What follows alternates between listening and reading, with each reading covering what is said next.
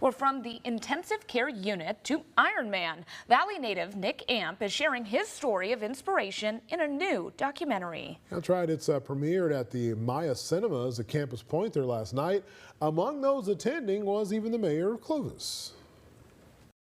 Back, and I was just inspired by his story, going, hey, I'm willing to support young people like that, and not just young, but anyone who's going to inspire the rest of the community. Well, I had the chance to talk with Amp about his story of perseverance and survival. You're in a dream, you're disoriented, your head's all over the place, your eyes are opening, they're closing, you're throwing up, you have a puke bag right on your chest. In December of 2024, Nick Amp ended up in the ICU. All of a sudden you see 5 IVs in your arms because they're trying to flush everything out of your system because your blood is literally turning into poison, it's acidic. The doctor diagnosed the then 24-year-old with type 1 diabetes, an autoimmune condition with no cure where the pancreas does not make enough insulin. So when I was in there, I didn't even understand. They said, you have type 1 diabetes. What's diabetes? I had never had any health issues. I ate healthy.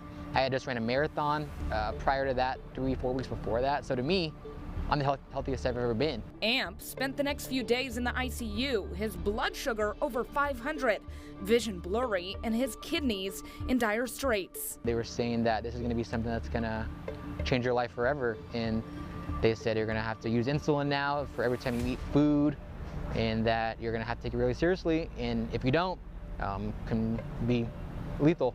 Instead of slowing down, Amp set his sight on a new goal, the Sacramento Ironman, which includes a century bike ride, a 2-mile swim, ending with a marathon. I wanted to do something that matched the scale of the setback. I wanted to do something that matched the scale of the setback. So 140.6 mile Ironman, it requires total obsession, and it helped me build my mind, my body, and my spirit from the ground up. Day 5 out of the ICU. The 10-month brutal training period came with extra obstacles. It was a big learning curve.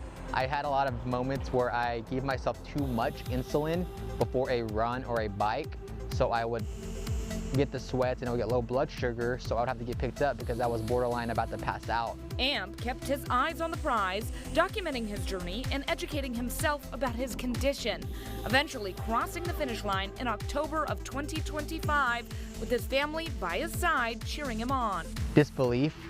I mean, when you put everything that you have in your body into something like that, in a level of exhale. His message to others with type 1 diabetes? Your life isn't over.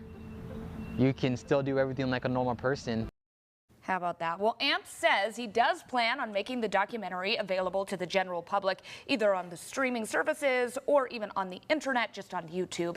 As for what's next, he says he's already setting his sights on a 250-mile race, either in Arizona or maybe even 7 Ironman races in 7 days. It was incredible to be able to catch up with him. And, you know, he talked about how it was so difficult for the training because there were times where he would actually give himself too much insulin, maybe early in the day, and then he felt like he was going to pass out. So he was learning about his body, his condition, you know, how to regulate that, but also wanted to make it known to people that just because you do have diabetes doesn't mean that things stop. Yeah, no, that is pretty impressive out there. Hats off to him for being able to complete that. That was amazing.